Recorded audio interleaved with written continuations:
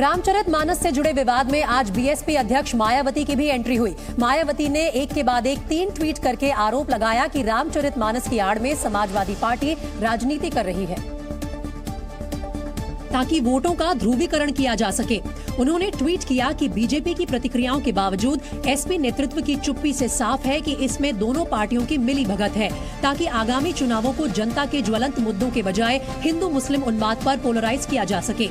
मायावती ने आरोप लगाया कि बीजेपी और समाजवादी पार्टी मिली हुई है। उन्होंने लिखा कि विधानसभा के हुए पिछले आम चुनाव को भी एसपी बीजेपी ने साजिश के तहत मिलीभगत करके धार्मिक उन्माद के जरिए घोर सांप्रदायिक बनाकर एक दूसरे के पूरक के रूप में काम किया, जिससे ही बीजेपी दोबारा से यहां सत्ता में आ गई। उन्होंने लोगों को ऐसी राजनीति से बचने की भी सलाह दी। वहीं अवैध धर्मांतरण पर सीएम योगी ने बड़ा बयान दिया है। एक कार्यक्रम को संबोधित करते हुए सीएम योगी ने चेतावनी दी कि धर्मांतरण कराने वालों को बख्शा नहीं जाएगा। जो लोग अवैध धर्मांतरण के माध्यम से राष्ट्रांतरण की कुत्सित मंशा के साथ भारत के अंदर कार्य करना चाहते हैं, उनकी मंशा कभी सफल नहीं होने वाली है, कभी सफल नहीं होने वाली है। मशहूर गायक कैलाश खेर पर हमले की कोशिश की गई। कर्नाटक में एक संगीत कार्यक्रम के दौरान कैलाश खेर पर हमला किया गया। जानकारी के मुताबिक कन्नड़ा गीत ना गाने को लेकर नाराज दर्शक ने उन पर बोतल फेंकी। पुलिस ने तुरंत कार्रवाई करते हुए आरोपी शख्स को गिरफ्तार किया। उत्तर भारत में ठंड और कोहरा फिर जानलेवा साबित होने लगा है। यूपी के जौनपुर में घने कोहरे के कारण 8 गाड़ियां आपस में टकरा गई। हादसे में कई लोग जख्मी हो गए, जिनमें से फिलहाल 4 लोगों की हालत गंभीर बनी हुई है। राहुल गांधी की भारत जोड़ो यात्रा 145 दिन बाद आज श्रीनगर में खत्म हो गई। इस दौरान भारी बर्फबारी के बीच शेर कश्मीर स्टेडियम में विपक्षी एकता का भी प्रदर्शन हुआ और कई विपक्षी नेता राहुल के साथ दिखाई दिए।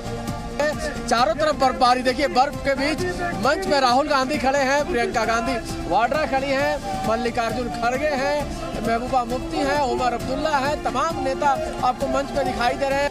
हालांकि मौसम काफी खराब था, तेज बर्फबारी हो रही थी, फिर भी लोगों के जोश में कोई कमी नहीं थी। कड़ाके की ठंड के बीच भी विपक्ष के नेताओं के साथ बड़ी संख्या में लोग स्टेडियम में डटे थे। 145 दिन की यात्रा के समापन समारोह में पहुंचे कांग्रेस अध्यक्ष मल्लिकार्जुन खड़गे ने राहुल का सम्मान किया। इस दौरान राहुल गांधी कश्मीरी पोशाक और कैप लगाए हुए दिखे। राहुल गांधी ने समापन समारोह के दौरान शेर कश्मीर स्टेडियम में करीब 35 मिनट लंबा भाषण दिया। इस दौरान उनके निशाने पर पीएम मोदी, अमित शाह और बीजेपी थे। राहुल ने कहा कि कश्मीरियों और फौजियों की तरह मैंने अपनों को खोने का दर्द सहा है।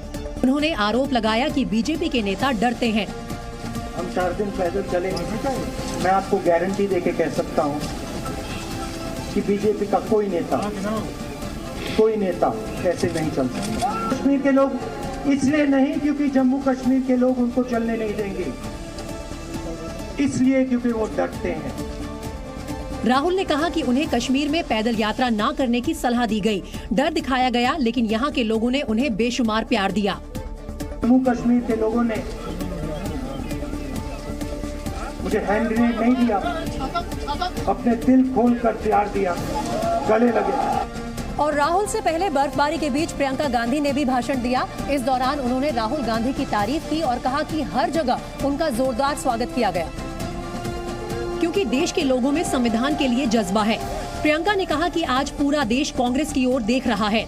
यहाँ खड़े होते हुए गर्व महसूस हो रहा है कि कांग्रेस पार्टी ने एक ऐसी यात्रा की जिसकी ओर पूरा देश देख रहा है और पूरे देश ने इसका समर्थन किया। उन्होंने कहा कि नफरत और बांटने वाली राजनीति से देश का नुकसान होता है, इसलिए हमें उस रास्ते पर चलना चाहिए जिस पर देश की नींव पड़ी थी। भारत यात्रियों ने हमें दिखाया, एक रास्ता दिखाया है, प्रेम का रास्ता, एकता का रास्ता, सबको एक साथ लेकर चलने का रास्ता। भारत जोड़ो यात्रा के समापन के दौरान राहुल और प्रियंका मस्ती करते हुए भी दिखाई दिए। दोनों के एक दूसरे पर बर्फ के गोले फेंकने की तस्वीरें और वीडियो सोशल मीडिया पर वायरल हो रहे हैं। खुद राहुल ने इस वीडियो को ट्विटर पर शेयर किया, जिसमें वो अपनी बहन प्रियंका के साथ हल्के फुल्के मूड में दिखाई दिए। वीडियो में राहुल और प्रियंका श्रीनगर में बर्फबारी का लुत्फ उठाते हुए नजर आए। इस दौरान दोनों एक दूसरे पर स्नोबॉल फेंकते दिखे। वीडियो में दिखा कि पहले राहुल ने चुपके से प्रियंका पर बर्फ का गोला फेंका। इसके बाद प्रियंका भी पीछे नहीं रही, उन्होंने राहुल का हाथ पकड़कर उनके सिर पर स्नोबॉल फेंकी। अब भाई बहन की जोड़ी की स्नोबॉल फाइट की ये तस्वीरें सोशल मीडिया पर वायरल हो रही हैं। वहीं बीजेपी ने राहुल की भारत जोड़ो यात्रा को फ्लॉप बताया है। बीजेपी प्रवक्ता सुधांशु त्रिवेदी ने कहा कि यात्रा राहुल को स्थापित करने के उद्देश्य में असफल साबित हुई।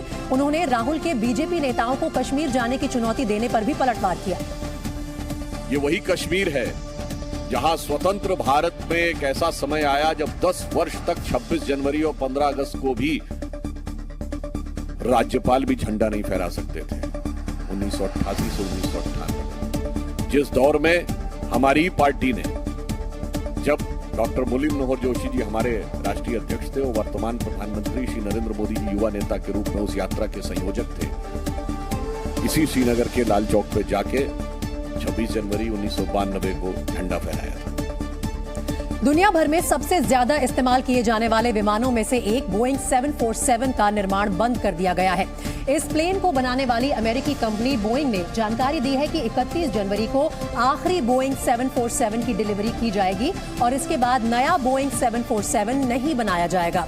जानकारी के मुताबिक बोइंग ने कुल 747 मॉडल के कुल 1574 प्लेन बनाए हैं और आखिरी बोइंग 747 की डिलीवरी अमेरिकी एयरलाइंस एटलस एयर को की जाएगी।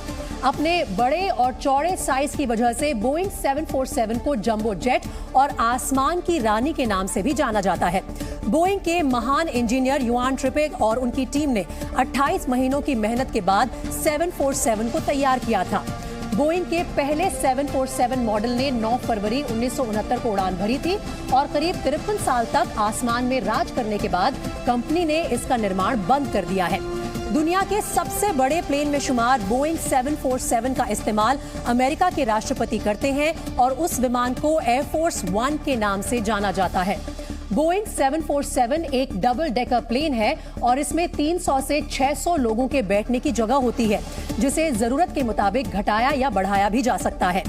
बोइंग के मुताबिक अब भी 747 मॉडल के 300 से ज्यादा प्लेन्स दुनिया की अलग अलग एयरलाइंस इस्तेमाल कर रही हैं। ऑस्ट्रेलिया में एक बार फिर खालिस्तान समर्थकों की गुंडागर्दी सामने आई। मेलबर्न में हाथों में तिरंगा लेकर जा रहे भारतीयों पर खालिस्तानियों ने हमला कर दिया। वीडियो में दिखा कि भारतीय मेलबर्न में तिरंगा रैली निकाल रहे थे। वे भारत माता की जय और वंदे मातरम के नारे लगाते हुए आगे बढ़ रहे थे कि तभी वहां खड़े खालिस्तानी समर्थक लाठी डंडा लेकर पहुंचे और उनसे मारपीट शुरू कर दी।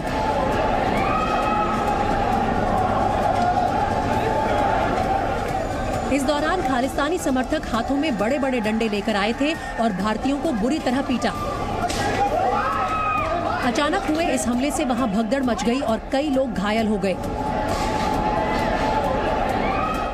खालिस्तान समर्थकों ने तिरंगे झंडे का भी अपमान किया। क्योंकि खालिस्तानी समर्थक तलवार से हमला कर रहे थे, इसलिए पुलिस भी कुछ नहीं कर सकी। ऑस्ट्रेलिया के मेलबर्न में भारतीयों पर हुए हमले का वीडियो सोशल मीडिया पर तेजी से वायरल हो रहा है। खालिस्तानियों के खिलाफ देश में गुस्सा है और लोग ऑस्ट्रेलिया सरकार से कड़ी कार्रवाई की मांग कर रहे हैं। बीजेपी नेता मनजिंदर सिंह सिरसा ने भी ऑस्ट्रेलिया सरकार से खालिस्तानियों पर कठोर कार्रवाई की मांग की है। वहीं इस हमले के बाद विक्टोरिया पुलिस हरकत में आ गई है। पुलिस ने भारतीयों पर हमला करने के आरोप में 2 खालिस्तानी समर्थकों को गिरफ्तार कर लिया है और बाकी आरोपियों की तलाश जारी है। जानकारी के मुताबिक पुलिस ने गिरफ्तार किए गए दोनों खालिस्तानी समर्थकों को उनके दंगाई व्यवहार के लिए पेनल्टी नोटिस भी जारी किया है। वहीं दक्षिण चीन में भूकंप के तेज झटके महसूस किए गए। दक्षिण चीन के शिनजियांग शहर में भूकंप के तेज झटके महसूस किए गए। रिक्टर स्केल पर इस भूकंप की तीव्रता 5.8 मापी गई। फिलहाल भूकंप के कारण किसी जान माल के नुकसान की जानकारी नहीं मिली है। डोनाल्ड ट्रंप ने 2024 के राष्ट्रपति चुनाव के लिए कैंपेन शुरू कर दिया है। बीते दिन रूस यूक्रेन युद्ध और अफगानिस्तान के हालातों का जिक्र करते हुए ट्रंप ने राष्ट्रपति जो बाइडेन पर निशाना साधा। ट्रंप ने कहा कि बाइडेन के फैसलों ने अमेरिका को बर्बादी के रास्ते पर डाल दिया है। दक्षिण कोरिया ने कोरोना नियमों में बड़ी ढील देते हुए सार्वजनिक जगहों पर मास्क पहनने की अनिवार्यता खत्म कर दी है। हालांकि ढील के बावजूद पब्लिक ट्रांसपोर्ट और अस्पतालों में मास्क पहनना जरूरी होगा। पेरू में जारी सरकार विरोधी प्रदर्शन में एक और शख्स की मौत हो गई है। पुलिस और प्रदर्शनकारियों के बीच हुए टकराव में अब तक 58 लोगों की मौत हो चुकी है। वहीं सैकड़ों लोग घायल हो गए हैं।